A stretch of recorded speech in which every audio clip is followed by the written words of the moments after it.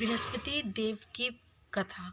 प्राचीन काल में एक बहुत ही निर्धन ब्राह्मण था। उसकी कोई संतान नहीं थी और नित्य पूजा पाठ करता, परंतु उसकी स्त्री बहुत मलिनता के साथ रहती थी। वह न स्नान करती और न किसी देवता का पूजन करती। प्रातःकाल उठते ही सर्वप्रथम भोजन करती, बाद में कोई अन्य कार्य करती थी। ब्राह्मण देवता बहुत दुखी रहते थे। पत्नी को बहुत समझाती, किंतु उसका कोई परिणाम न निकलता। भगवान की कृपा से ब्राह्मण की स्त्री के कन्या उत्पन्न हुई। कन्या अपने पिता के घर से बड़ी होने लगी। वह बालिका प्रातः स्नान करके भगवान विष्णु का जप करती थी। वह बचपन से ही बृहस्पतिवार के व्रत भी करने लगी। पूजा पाठ समाप्त कर स्कूल जाती थी और अपनी मुट्ठी में जौ भरकर ले जाती और पाठशाला के मार्ग में डालती जाती। वही जौ स्वर्ण के हो जाते थे। लौटते समय उनको बीनकर घर ले आती थी। एक दिन बालिका सूप में उस सोने के जौ फटक कर साफ कर रही थी। तभी उसकी माँ ने देख लिया और कहा, हे बेटी, सोने का सूप जौ फटकने के लिए सोने का सूप होना चाहिए। दूसरे दिन गुरुवार था। इस कन्या ने व्रत रखा और बृहस्पति देव से प्रार्थना करके कहा, हे प्रभु, यदि मैंने आपके सच्चे मन से पूजा की है तो मुझे सोने का सूप दे। बृहस्पति देव ने उसकी प्रार्थना स्वीकार कर ली। रोजाना की तरह वह कन्या जौ फैलाते हुए स्कूल चली गई। स्कूल से लौटकर जब वह जौ बीन रही थी तो बृहस्पति देव की कृपा से उसे सोने का सूप मिला। उसे वह घर ले आई और उससे जौ साफ करने लगी, परंतु उसकी माँ का वही ढंग रहा। एक दिन की बात है, वह कन्या सोने के सूप से जौ साफ कर रही थी। उस समय उस नगर का राजकुमार वहां से होकर निकला। इस कन्या के रूप और सोने के सूप में जौ साफ करते देख वह उस कन्या पर मोहित हो गया। राजमहल आकर वह भोजन तथा जल त्याग कर उदास होकर बैठ गया।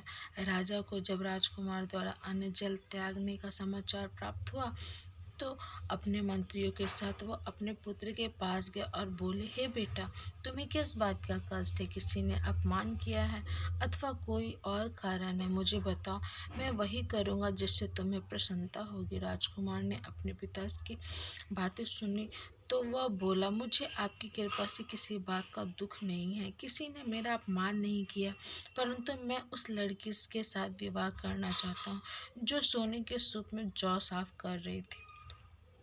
यह सुनकर राजा आश्चर्य में पड़ गया और बोला, हे बेटा, इस तरह की कन्या का पता तुम्हें लगा, मैं उससे तुम्हारा विवाह अवश्य करवा दूंगा। राजकुमार ने राजा को उस लड़की का घर का पता बताया। मंत्री उस लड़की के घर गया और राजा का आदेश ब्राह्मण को सुनाया। कुछ ही दिन बाद ब्राह्मण की कन्या का विवाह राजकुमार के साथ हो गया, संपन्न हुआ। कन्या के घर जाते ही उस ब्राह्मण देवता के घर में पहले की भली भांति गरीबी का निवास हो गया। वह भोजन के लिए भी अन्न बड़ी मुश्किल से मिलता था। एक दिन दुखी होकर ब्राह्मण अपनी पुत्री के यहाँ मिलने गया। बेटी ने पिता की दुख की अवस्था को देखकर अपनी माँ का समाचार पूछा। ब्राह्मण ने सभी हाल कहा। कन्या ने बहुत सारा धन देकर अपने पिता को विदा किया। इस तरह ब्राह्मण का कुछ समय सुखपूर्वक व्यतीत हुआ, लेकिन कुछ दिन बाद वह वही हाल रहा। ब्राह्मण फिर अपनी कन्या के यहाँ गया और सभी हाल कह सुनाया तो पुत्री बोली, हे पिताजी, आप माताजी को यहाँ लिया लो, मैं उन्हें वह बुद्धि बता दूंगी जिससे गरीबी दूर हो जाएगी। ब्राह्मण देवता अपने स्त्री के साथ लेकर अपनी पुत्री के पास राजमहल पहुंचे तो पुत्री अपनी माँ को समझाने लगी, हे माँ, तुम प्रातःकाल उठकर प्रथम स्नान आदि करके विष्णु भगवान का पूजन करो तो सब दरिद्रता दूर हो जाएगी। परंतु उसकी माँ ने उसकी एक ना बात माने। वह प्रातःकाल उठकर अपनी पुत्री का बचा जूठन खा लेती। एक दिन उसकी पुत्री को बहुत गुस्सा आया। उसने एक रात एक कोठरी में सारा सामान निकाल दिया और अपनी माँ को उसमें बंद कर दिया।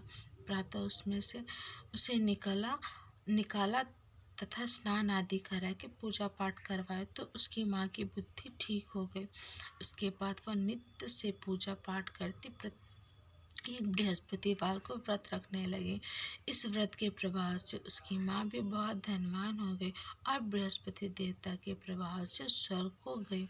वह ब्राह्मण भी सुखपूर्वक इस लोक को सुख भोग कर स्वर्ग को प्राप्त हो गए। इस तरह कहानी कर शादी देवता वहाँ से विलुप्त होगा। धीरे धीरे समय व्यतीत होने पर बृहस्पतिवार के दिन आया। राजा जंगल से लकड़ी काट कर किसी शहर को में बेचने लगा।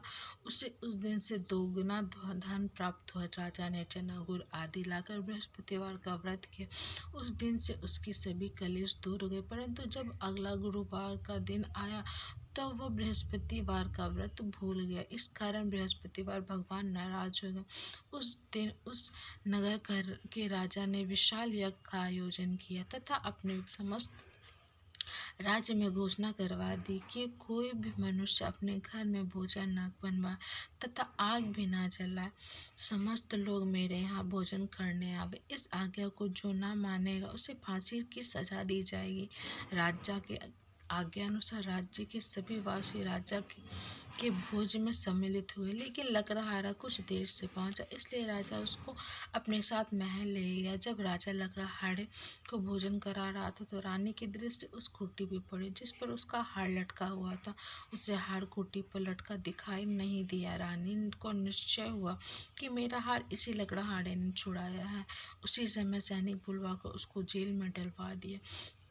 जब लकड़हारा जेल खाने में गया तो बहुत दुखी होकर विचार करने लगा कि ना जाने किस पुण्य जन्म का कर्म है जो मुझे ये दुख प्राप्त हुआ। और उसी साधु को याद करने लगा जो जंगल में मिला था। तत्काल बृहस्पति देव साधु के रूप प्रकट हो गए और उसी साधु के उसकी दशा को देखकर कहने लगे, हे अड़े मूर्ख, तूने बृहस्पति देव की कथा नहीं कही, इसी कारण तुझे ये दुख प्राप्त हुआ है।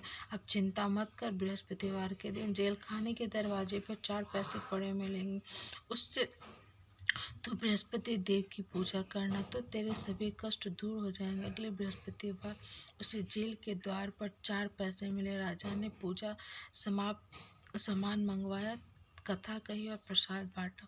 उसी रात्रि को बृहस्पति देव ने उस नगर के राजा के स्वप्न में आके कहा, हे राजा, तूने जिस आदमी को जेल खाने में बंद किया है वह निर्दोष है, वह राजा है, उसे छोड़ देना। रानी का हार उसी खूंटी पर लटका हुआ है।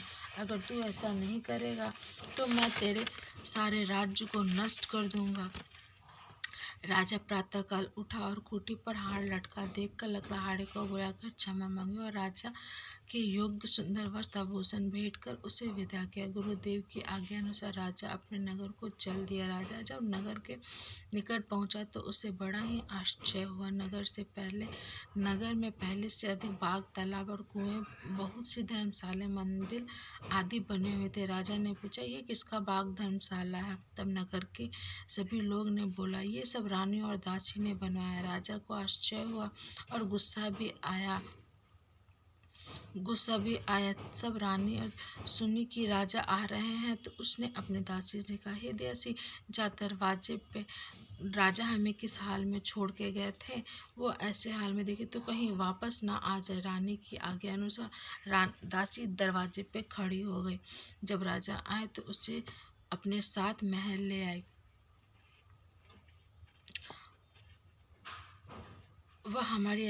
जब राजा आए तो उन्हें अपने साथ महल ले आए। तब राजा ने क्रोध करके अपनी तलवार निकाली और पूछा, बताओ यह धन तुम्हें कैसे प्राप्त हुआ? तब रानी ने कहा, हमें यह सब धन बृहस्पति देव की व्रत के प्रभाव से प्राप्त हुआ। राजा ने तब निश्चय किया कि 7 रोज बाद तो सभी बृहस्पतिवार का भोजन करते हैं, परंतु मैं रोज दिन में 3 बार कथा कहूँगा, एक व्रत किया करूँगा। अब हर रोज राजा के दोपट्टे में चने की दाल बंधी रहती तथा दिन में 3 बार कथा कहता। एक रोज राजा ने विचार किया कि चलो अपनी बहन के यहाँ हो आवे। इस तरह का निश्चय कर राजा घोड़े पर सवार होकर अपनी बहन के यहाँ चल दिया। मार्ग में उसने देखा कि कुछ आदमी एक मुर्दे को लिए जा रहा था। उसने रोककर राजा ने उससे कहा, अरे भैया, मेरी बृहस्पतिवार की कथा सुन लो। वो बोले, हाँ, लो, हमारा तो एक आदमी मर गया, इसको अपनी कथा की पड़ी है। परंतु कुछ आदमी बोले, अच्छा कहो, मैं तुम्हारी कथा सुनो। राजा ने दाल निकाली और कथा कहानी शुरू कर दी। आधी कथा हुई तो राजा के मुर्दान हिलने लगा। पूरी कथा का बृहस्पतिवार की समाप्त हुई तो राजा मुर्दा राम राम करके उठ गया। राजा आगे बढ़ा, उसे चलते चलते शाम हो गई। आगे मार्ग में कुछ एक किसान खेत चला रहा था, मैं हल चला रहा था। राजा उससे बोला, अरे भैया, तुम मेरी बृहस्पतिवार की कथा सुन लो। किसान बोला, हाँ, जब तक मैं तुम्हारी कथा सुनूंगा तब तक मैं चढ़ जीत लूंगा। जा अपनी कथा किसी और को सुना। राजा आगे चल गया। राजा के हटते ही बैल पछाड़ खा कर गिर गए तथा किसान के पेट में बहुत जोर से दर्द हो गया। उसी समय किसान की माँ रोटी लेकर के आ रही थी। उसने जब यह देखा कि अपने पुत्र का सब हाल पूछा। बेटे ने सभी हाल बताया। बुढ़िया दौड़ी दौड़ी घोड़सवार के पास गई। उससे बोली, मैं तेरी कथा सुनूंगी, लेकिन तू कथा मेरी खेत पे चल के कर। राजा ने लौटकर बुढ़िया के खेत पर जाकर के कहीं और सुनाई, तू अपनी कथा मेरे खेत पे चल कर सुनाना। राजा के लौटते बुढ़िया के खेत पे जाकर कथा गई, जिससे सुनते ही बैल खड़े हो गए और किसान का पेट का दर्द भी बंद हो गया। राजा अपनी बहन के यहाँ घर पहुंच गया। बहन ने भाई की खूब मेहमानदारी की। दूसरे रोज प्रातःकाल राजा त्यागा तो वह देखने लगा कि सब लोग भोजन कर रहे हैं। राजा ने अपनी बहन से जब पूछा कि ऐसा कोई मनुष्य है जिसने भोजन नहीं किया हो, जो मेरी बृहस्पति देव की कथा सुन ले, तो बहन बोले, हे भैया, यह देश ऐसा ही है। पहले यहाँ लोग भोजन करते हैं, फिर कोई अन्य कार्य करते हैं। अगर पड़ोस में कोई ऐसा है तो मैं देख आती हूँ। ऐसा कहकर बहन देखने चली गई, परंतु उसे कोई ऐसा व्यक्ति नहीं मिला जिसने उसमें भोजन नहीं किया हो। वही कुम्हार के घर गए, जिसका लड़का बहुत दिन से बीमार पड़ा था। उसे मालूम हुआ कि उसके यहाँ 3 दिन से कोई भोजन नहीं किया है। रानी ने अपनी भाई की कथा सुनने के लिए कुम्हार से बोला। वो तैयार हो गया। राजा ने जाकर बृहस्पति देव की कथा कही और जिससे सुनकर उसका लड़का ठीक हो गया। अब तो राजा की प्रशंसा होने लगी। एक दिन राजा ने अपने भाई के साथ जाने की आज्ञा मांगी। सास बोल अपनी बहन से कहा, हे बहन, मैं अपने घर जाऊंगा, तुम भी तैयार हो जाओ। राजा की बहन ने अपनी सास से अपने भाई के यहाँ जाने की आज्ञा मांगी। सास बोली, चली जा, परंतु अपने लड़के को मत ले जाना, क्योंकि तेरे भाई की कोई संतान नहीं है। बहन ने अपने भाई से कहा, हे भैया, मैं तो चलूंगी, परंतु कोई बालक नहीं जाएगा। राजा ने कहा, जब कोई बालक ही नहीं जाएगा तो तू जाके क्या करेगी। दुखी मन से राजा अपने नगर को लौट आया। राजा ने अपनी रानी से कहा, हम निसंतान हैं, इसलिए कोई हमारे घर आना पसंद नहीं करता। इतना कहकर वो बिना भोजन किए आदि सैया पे लेट गई। रानी बोली, हे प्रभु, बृहस्पति देव ने हमें सब कुछ दिया है, वे हमें संतान भी अवश्य देंगे। उसी रात बृहस्पति देव ने राजा को सपने में कहा, हे रानी, उठ, सभी सोच त्याग दे, तेरी रानी गर्भवती है। राजा को यह जानकर बहुत खुशी हुई। 9वें महीने रानी के गर्भ से एक सुंदर पुत्र पैदा हुआ। जब राजा की बहन ने यह शुभ समाचार सुना तो वो खुशी से झूम उठी और बधाई लेकर अपने भाई के यहाँ आई। तभी रानी ने कहा, घोड़ा चढ़कर नहीं आई, गधा चढ़ी आई। राजा की बहन बोली, भैया, मैं इस प्रकार ना कहती थी तो मैं औलाद कैसे मिलती। बृहस्पति देव ऐसे ही हैं, जिसके मन में जो कामना रहती है सभी को पूर्ण करते हैं। जो सदैव भावपूर्वक बृहस्पति देव का व्रत करता है एवं पढ़ता है अथवा सुनता है और दूसरों को सुनाता है, बृहस्पति देव उसकी सभी मनोकामना पूर्ण करते हैं। बृहस्पति देव उसकी सदैव रक्षा करते हैं।